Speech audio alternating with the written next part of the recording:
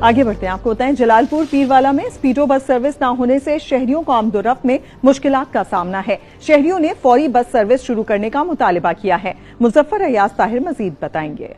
जी बिल्कुल, मैं मौजूद हूँ जलालपुर पीरवाला में, जहाँ पर M5 मोटरवे के जलालपुर पीरवाला के शहरियों को फायदे हुए हैं। वहाँ पर कुछ आवाम ऐसी है जिनको बहुत ज़्यादा परेशानी का सामना करना पड़ रहा है। जो लोकल ट्रांसपोर्ट है जो शुजाबाद की तरफ जाती है, उसके लिए जो शहरी हैं जो मुख्तलिफ देहात में जाते हैं वो बहुत ज़्यादा परेशान है। कुछ शहरी मेरे साथ मौजूद है, मजीद इनसे जानते हैं इस हवाले से इनका क्या कहना है। जी, जैसा कि आपको मालूम है कि जलालपुर एक कसीर आबादी का इलाका है।